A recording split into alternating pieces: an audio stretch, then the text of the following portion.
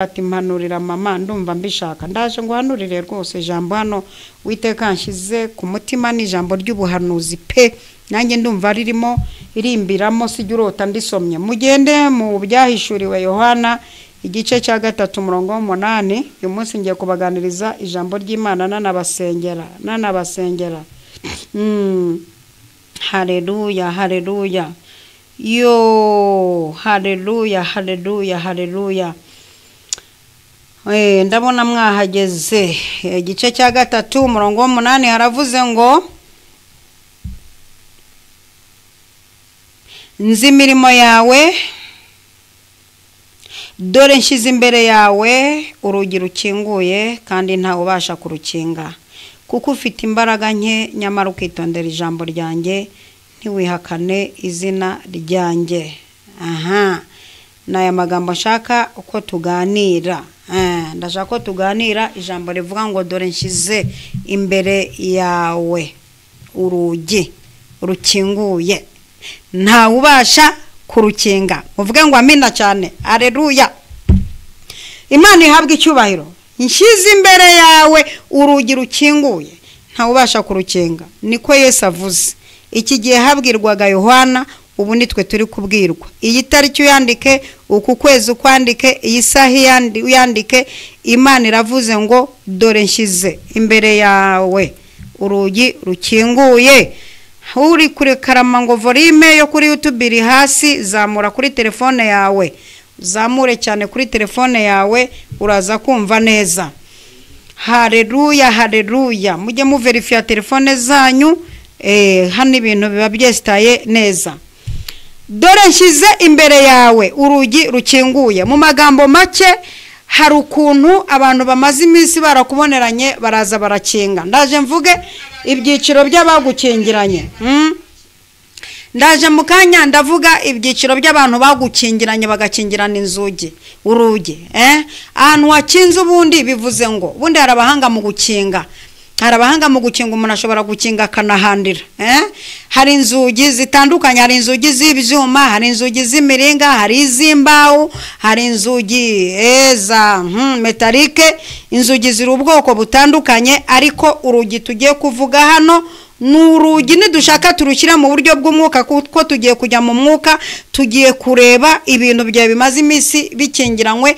Tugiye kureba impamvu y'izi nzugi zakingiranye ibintu byawe. Imana yaje yafashe umwanzuro iravuga ngo guhera iyi tariki urugi rwamaze gukinguka nshyize imbere yawe urugi rukinguye nta muntu numwe ubasha kurukinga nashaka ze aturutse kwa Rishababu cyangwa zamaze iminsi mu nda y'inyanja iyo za Nigeria nashaka ze yisize imiti cyangwa zari igini rwarangije gukingurwa. Kandi ndakwinginze ufate mu mutwe no mu mwuka hose uhereza umwuka n'ukwizera ko urugi rwamaze gukingurwa. Ibyo umaze iminsi urwana nabyo bikingiranye urugi rwamaze gukingurwa muri uku kwezi kwa 9 ukwezi kwitwa imbere yanjye. Imana yarangije kuhashyira urugi rukinguye.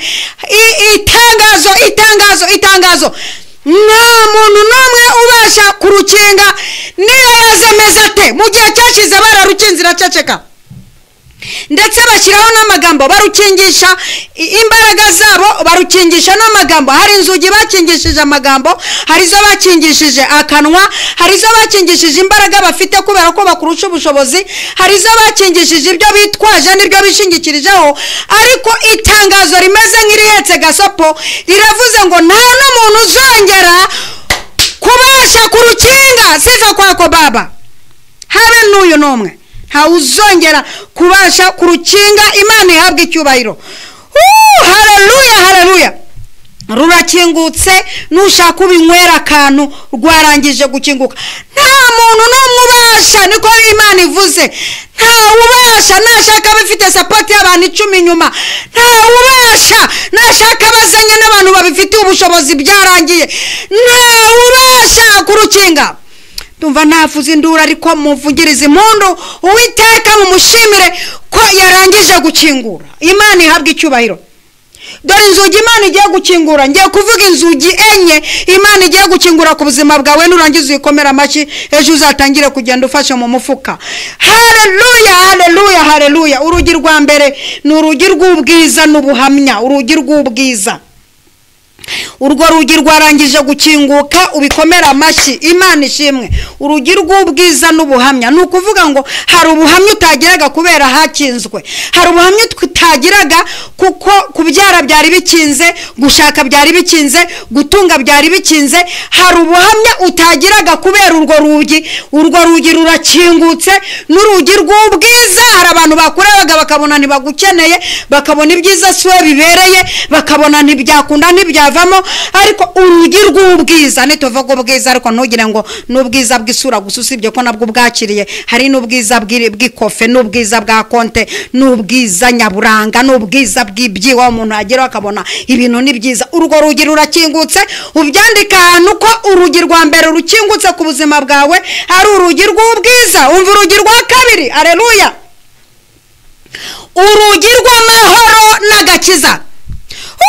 Urugi rw'amahoro rurakingutse. Hashize igihe nta mahoro mu mutima, hashize igihe nta mahoro mu rugo, hashize igihe nta mahoro mu kazi, hashize igihe nta mahoro muri famiye, hashize igihe nta mahoro mu mubiri, hashize igihe nta mahoro mu bana, hashize igihe nta mahoro mu baturanyi, hashize igihe nta mahoro no muri stoke, hashize igihe nta mahoro no mu byumba. Ariko urugi rw'amahoro narwo ruri mu bintu bifungutse, ni ku Uwiteka avuze, kandi amahoro agendana n'agakiza. Amahoro ni impanga y'agakiza. Izo nzugi zose zirafungutse. Agakiza gatashye mu bana bawe, gatashye mu rugo rwawe, gatashye ku mugabo n'umugore, karatashye. Agakiza kinjiye, uru rugi narwo rurafungutse. Muvuge ngo haleluya. Dore urugi rwa gatatu Imana ikinguye, urugi rw'amahirwe n'umugisha. Mbega ni ibintu by'impanga. Ubundi ndashaka kukubwira ko hano harimo ubuhanuzi bw'impanga. Buriya abantu mwibwira ko impanga cyangwa amahasa ari impanga z'abana, cyangwa amahasa ari impanga z'abana. N'impanga z'inzu zibaho, ushobora kubakira inzu ebyiri icyarimwe.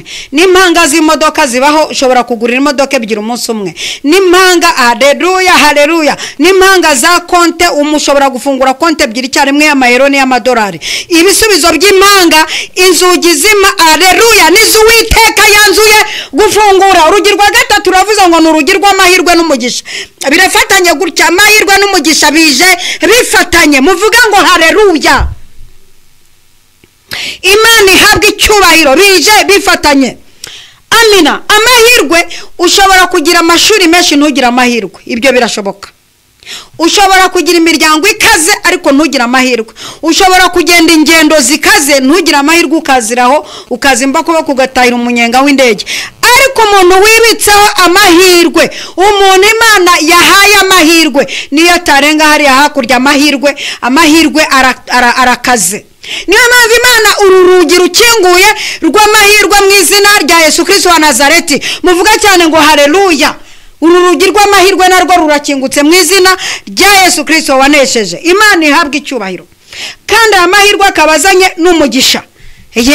Nivuga umugisha, uza kwibuka ko umaze igihe kinini nta kazi ugira, ntucuruza, ntuhembwa ku kwezi, kandi urarya mu gitondo, saa sita na nimugoroba. Ariko birya biryo urya uzibivahe.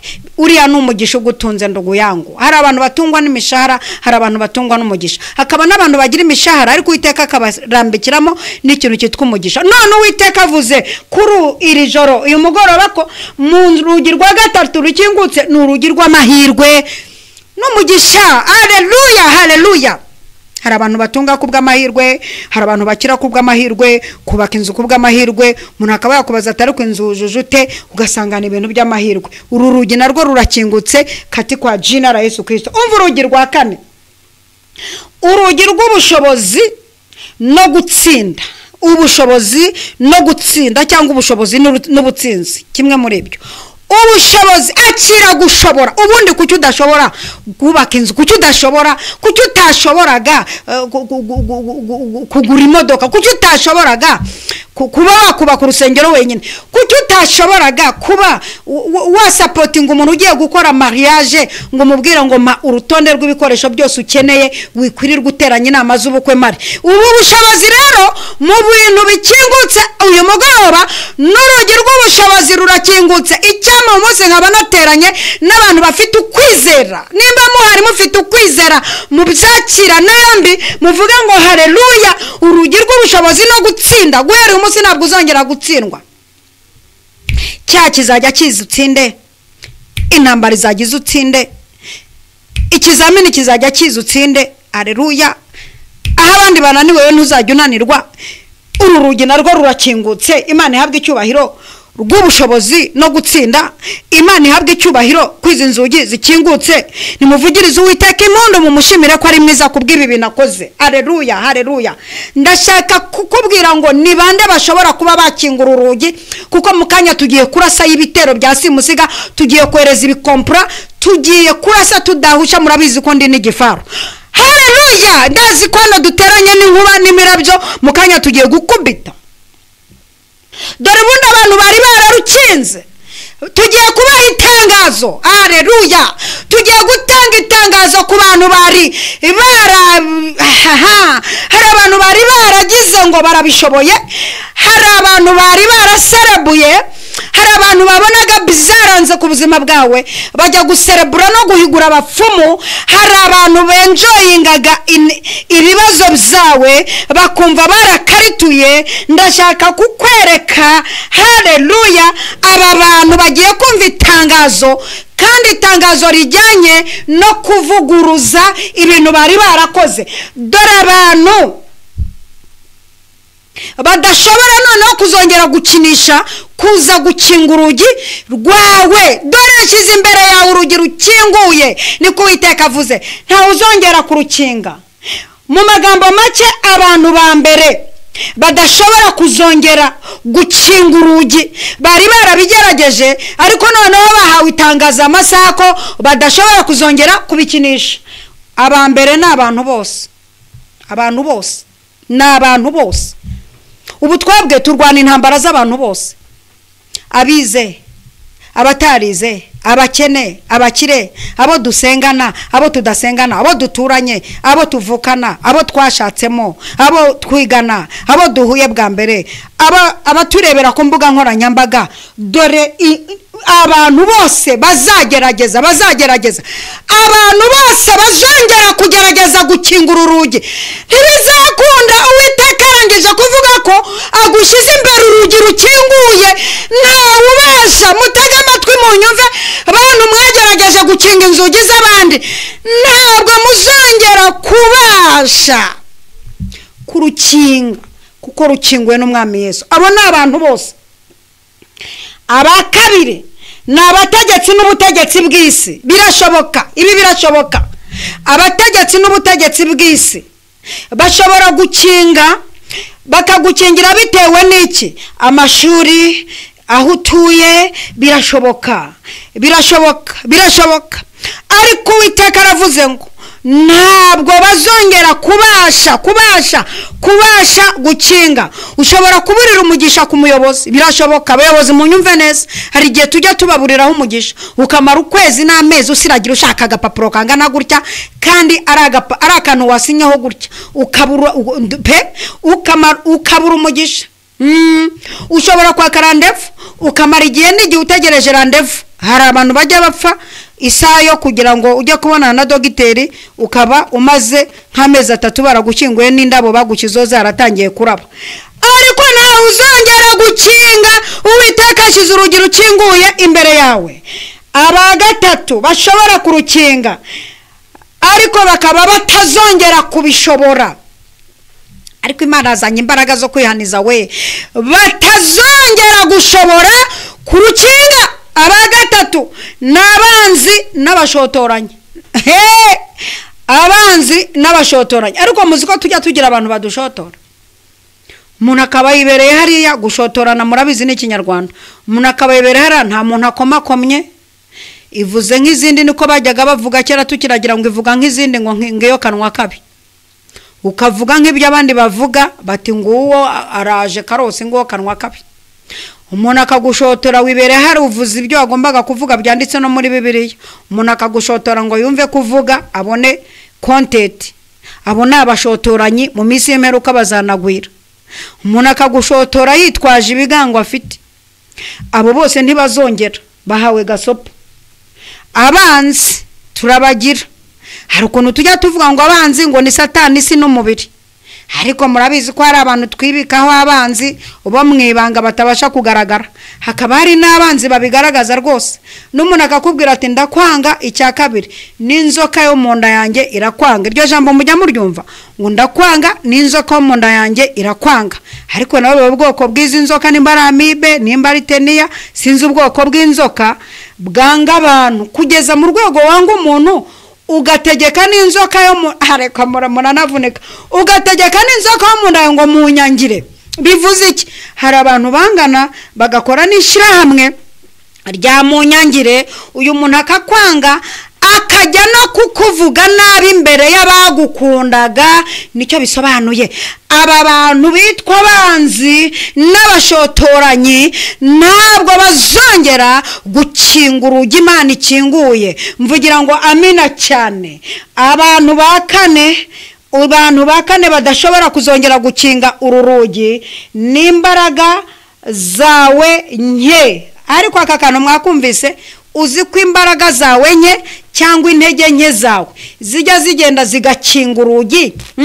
Za mbaraga nagiye nigisha mu bihe byashize, intege nke z'ubunebwe zikagenda zigakinga amahirwe, intege nke z'ubunebwe bwo kudahaguruka ngo ujye guhangana n'umugisha w'amajya zikagenda zigakinga amahirwe, ukiyima abakwima bahari zikagenda zigakinga amahirwe. Ni ukuvuga ngo n'intege nke zawe ntizizongera gukinga uru rugi. Dore nshyize imbere yawe urugi rukinguye, n'intege nke zawe ntabwo zizongera kurukinga. Aha, aba gatanu, Satani n'imbaraga z'umwijima.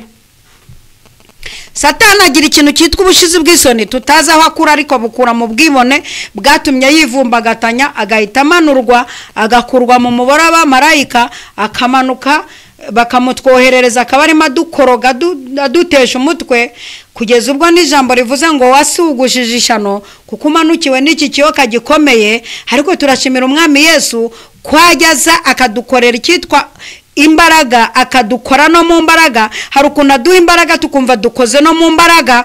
Kandi abera ba mwisi, itorero rikiri mwisi, niyo mpamvu mubona gutsinda buri munsi n'imbaraga ziza buri munsi.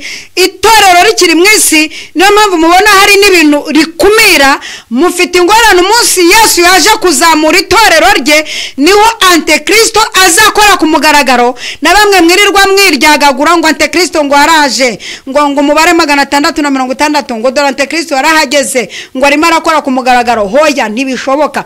Antikristo ntashobora kubibasha itorero tukiri mwisi, kuko turamumenagura, tumubuza uburyo.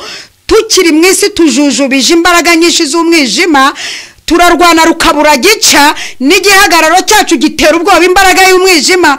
Hari ibintu by'imikorere ya Satani tubuza gukora tukiri mwisi. Umunsi Yesu ahagaze ku bicu akavuza impanda, itorero rikazamurwa, nibwo Antikristo azatangira gukora ku mugaragaro. Ubu ngubu hari n'ibyo akora mu ibanga yihishe kubera kutwikanga no kudutinya. Hanyuma rero izi mbaraga za Satani ndetse n'imbaraga z'umwijima zikoreramo abantu tujya tuvuga babarangi. Abarangi bakorera mu mbaraga z'umwijima, bagira n'ubushobozi bwo kuguhanurira ibintu kandi bagahanura ibintu bizabaye. Bagira ubushobozi bwo kwerekwa, bakaba bakubwira n'amafaranga ufite mu mufuka. Bagira amaso abona ibintu bizabaye kuko bafite imbaraga z'umwijima.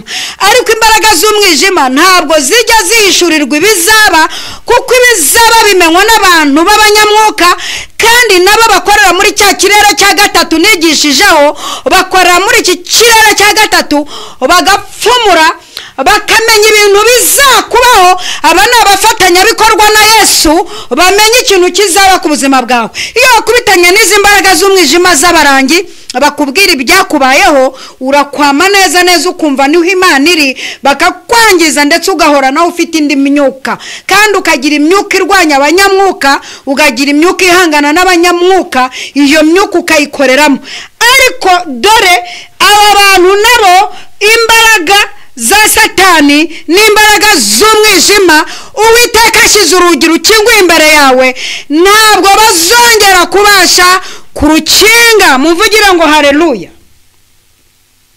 Nituvuga imbaraga zawe nke, iri torero ry'i Philadelphia ryarabwiye ngo ufite imbaraga nke, ngo ariko ngo icyo ngushimira nuko witondeye ijambo ryanjye. Aha bahabwa very good, mu ntege nke zabo bitondeye ijambo ry'Imana.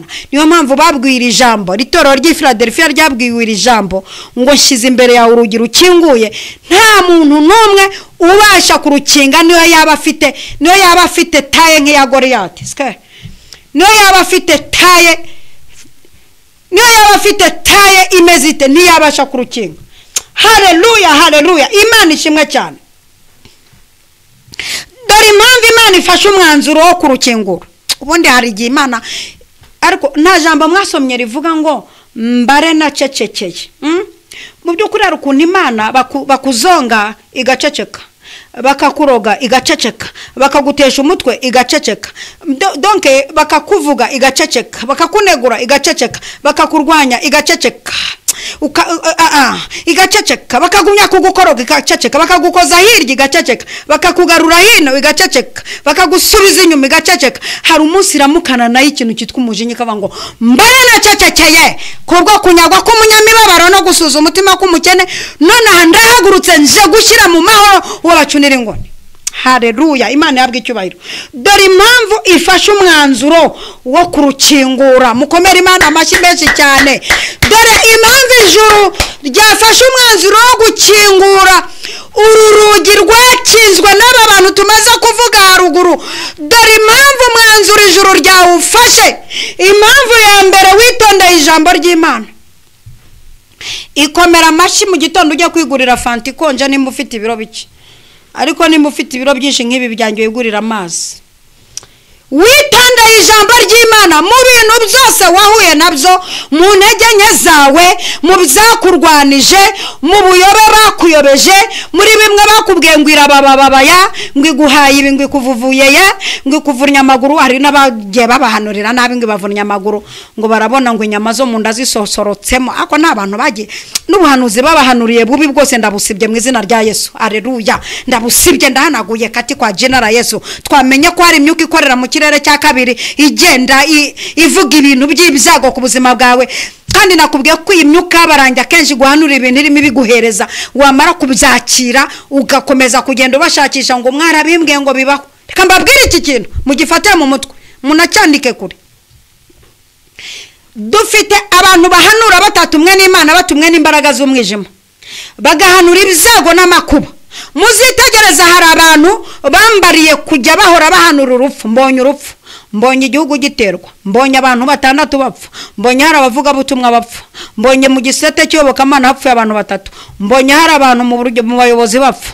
Nongeye kubona, nongeye ndagarutse kandi nongeye kubona abana bapfa, akongereje mu ndakagaruka, nongeye kubona abagore bakuramo inda, akongera nongeye kubona impanuka nyinshi, akongera nongeye kubona muri uku kwezi amara.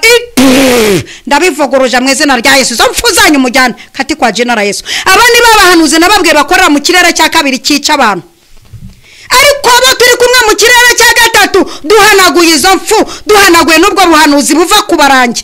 Iminsi yose nubona umuntu ahorana ubuhanuzi bw'urupfu, ku wa mbere, ku wa kabiri, mutangira ry'ukwezi, isoza ry'ukwezi, every weekend, every month, every day, agahorana ubuhanuzi bw'urupfu. Uzandika hano ngo uyu ni umurangi, sinzongera kwakira ubuhanuzi bwe.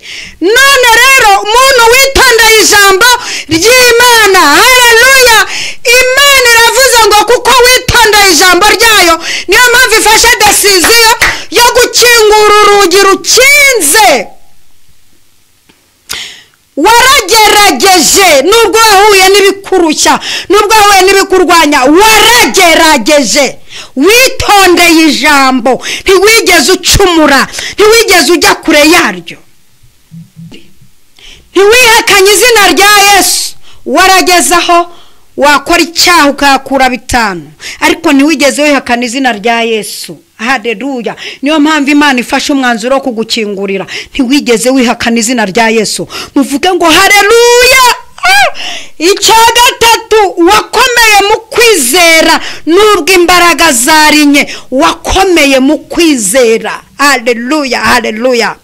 Komeza urugendo wihagarara, kuko intambara ntizizabura.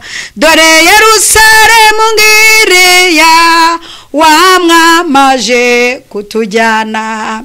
Komeza urugendo wihangane, kuko intambara zitazabura.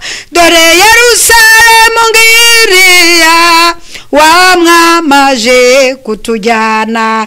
Muvuga ngo haleluya. Imana ifashe umwanzuro wo kurukingura. Impamvu ya gatatu, wakomeye mu kwizera nubwo imbaraga zari nke, wagiye ukomera mu kwizera.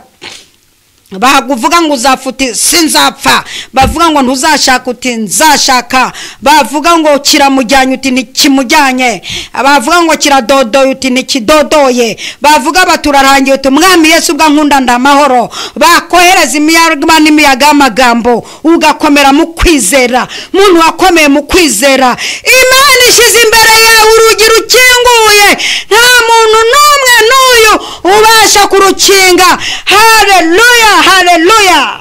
Icya kane gitumye Imana irukingura, ntiwahemutse, ntiwahemutse, ntiwahemutse. Warashoje, ntiwahemuka. Abamvugana nabo bari kunyumva, abo ubutumwa bureba muri kunyumva, ntiwahemutse.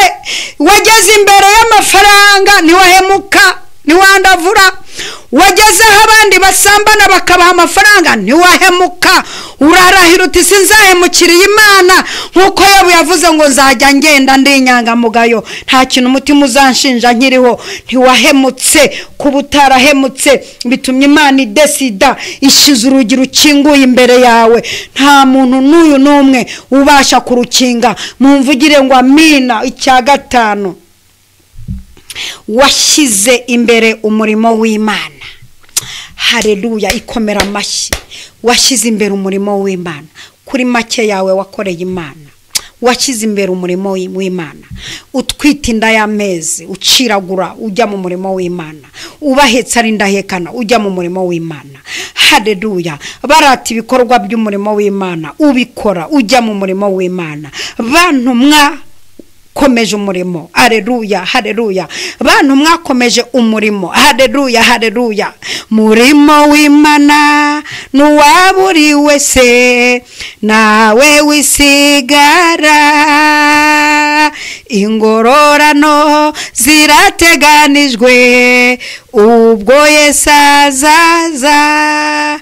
Uzasarura icyo wabibye, uzasarura icyo wabibye. Mwami Yesu ari hafi kuza, uzasarura icyo wabibye. Muntu washyize umurimo w'Imana imbere, bavuga ngo dore inyubako 2 byawe ukabitanga ari byo ufite. Bavuga ngo amaturo muri 2 byawe ukabitanga ari byo ufite. Bavuga gufasha abakene aya ukatanga ari ufite.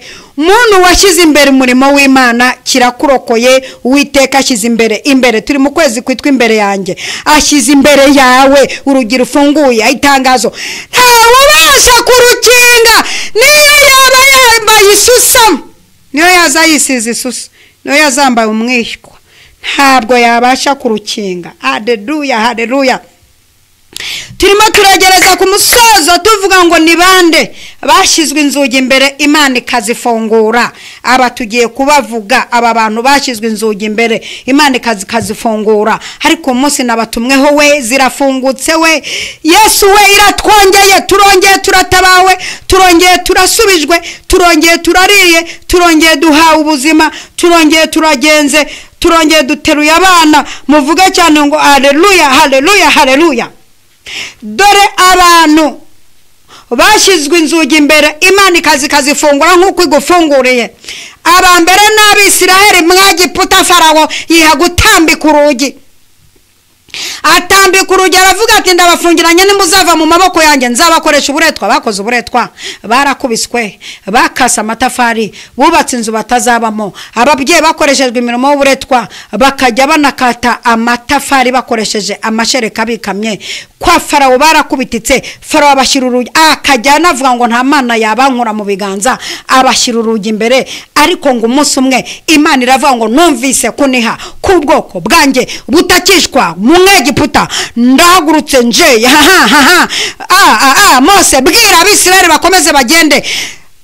Nshize urugi rufunguye imbere yabo. Farawo we ntabwo wabasha kurukinga, ndafashijwe. Farawo ntabwo wabasha gukinga, uru rugi ndarufunguye. Ubwoko bwanjye buragiye, bugiye kunkorera, bugiye kuncurangira, bugiye kundirimbira, bugiye kuntambira, bugiye kumbyinira. Urugi ndarufunguye. Maze igihe nta ndirimbo zabo numva, maze igihe nta gisirimba mumvugira ngo Imana, maze igihe ntabona gutabarwa, maze igihe ntabona batega amaboko abagore, maze igihe ntabona abagabo bikora mu mubyimba. None nshize imbere urugi rufunguye. Farawo rekura ubwoko bwanjye bugenda bujye kunkorera.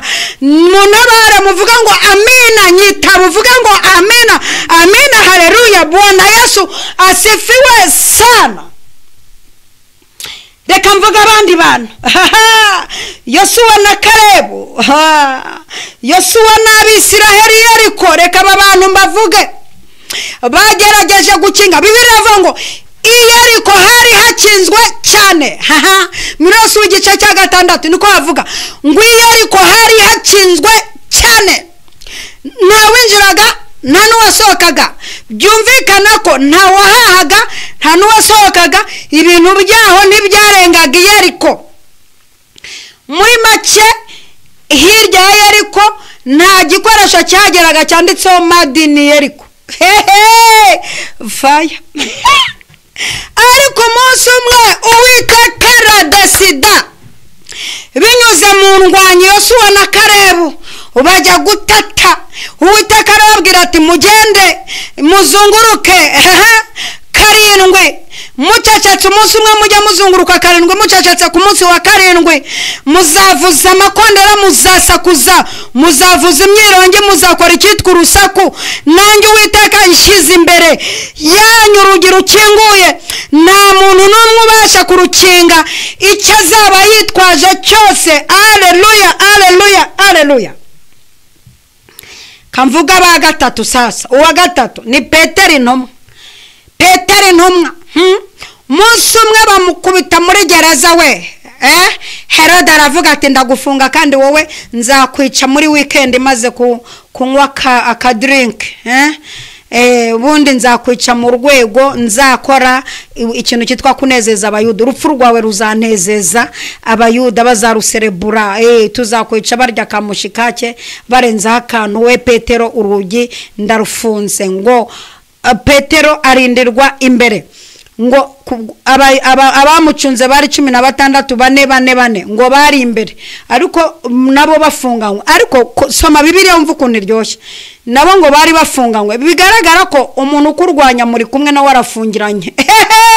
Aba bantu 16 ngo bari mwe imbere bafunganywe nabo bari muri gereza babashirindisha Petero. N'inyuma hari abandi n'inzugi bakinze cyane. Ariko ngo mu gicuku abitorero bagira umwete wo kumusabira. Ijuru ryohereza marayika w'Uwiteka ari we Yesu aramanuka. Amanutse ikintu yakoze, yasinzirije ba bantu bafunganywe n'aba 16 ngo barasinzira. Uwiteka batera fenerega ngo marayika w'Umwami Imana afungura inzugi atazikozeho. Dore nshize imbere yawe urugi rukinguye, 16 ntibabasha kurukinga. Ngo Petero marayika w'Umwami Imana ari we Yesu aramubwira ngo byuka, 2 kenyera, 3 kweta inkweto, 4 tugende.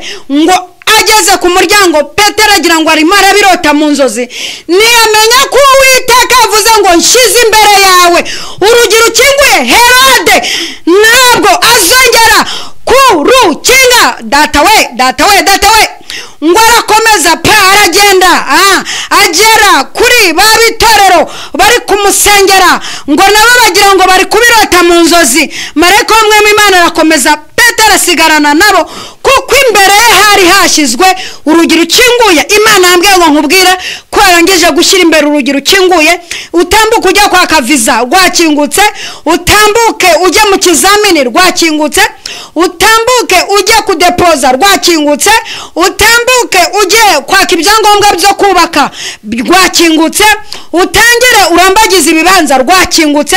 Dore shyize imbere yawe urugi rukinguye, nta muntu n'umwe ubasha kurukinga. Abakane, Paulo na Silasi bari muri gereza ngo mu gicuku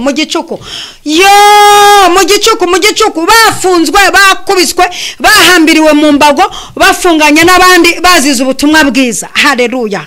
Paulo na Sila nabo barabafata, barabafunga kubera ubutumwa bwiza.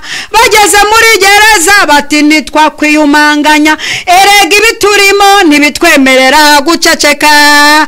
Batangiza ivugabutumwa ryo mu ndirimbo, baratamba barataraka, ijuru rirakinguka, ikuzimu barabimenya, isi nayo iratigita, gereza birakingutse. Hari impamvu dutamba, hari ibyo tuba twibutse, hari aho twavuye.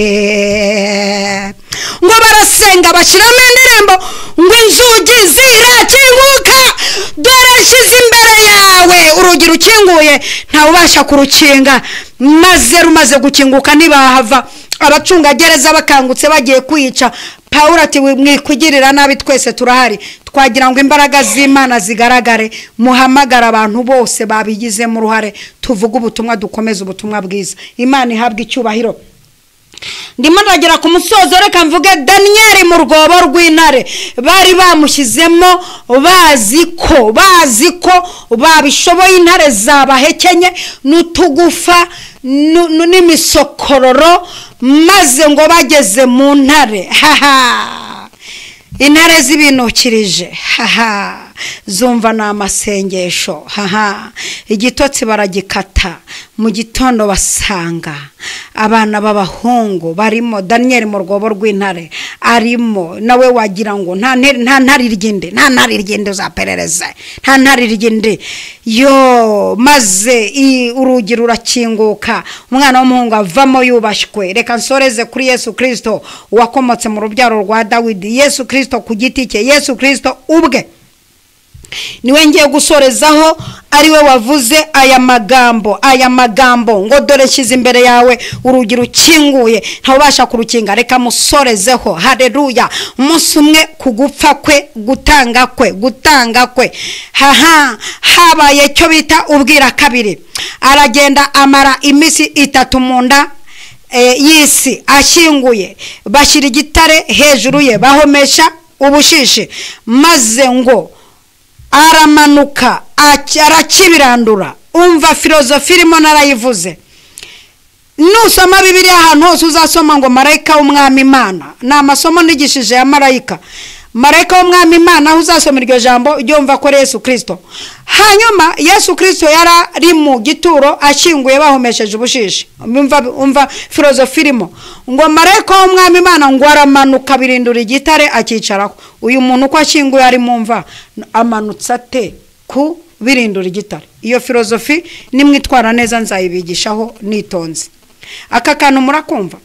Uzi ko umunsi hatangazwa ko hagiye kuza umwami Yesu.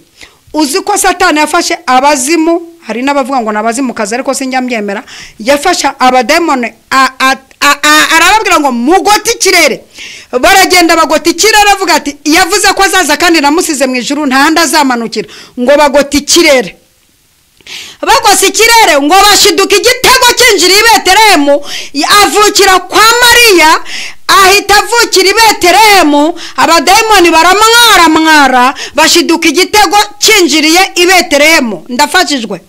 uyu Yesu rero amina wavuze ngo shize imbere urugi rukinguye nawe ubasha kurukinga, ndamuvuga muri ubu buryo ari mumva kandi akamanuka agakuraho igitare kandi ari mumva, yarangiza akakicaraho, yarangiza ntahave aho bakangukiye babagabo bari barinze imva. Hatangazwa itangazo rivuga riti mwa bagabo mwe murahabwa akazi ko kugenda mucuruza ubujajwa muvuga ko atigeze azuka ahubwo baje bakamwiba musinziriye. Uwo munsi abagabo bari bacunze imva, abadamu babo banyweye akabayiro uwo munsi, ariko ati mwakanywa babagabo mwakanywa mwagira ni ikinyoma turi gucuruza, wa mwami ukaze nukuri yazutse, nubwo batubwiye ngo twamamaze ko bamwibye, mwanywe yo sose mwakenyera icyo gitenge mwaryo umuceri, mumenye ko muri kurira ku mushahara w'ikinyoma.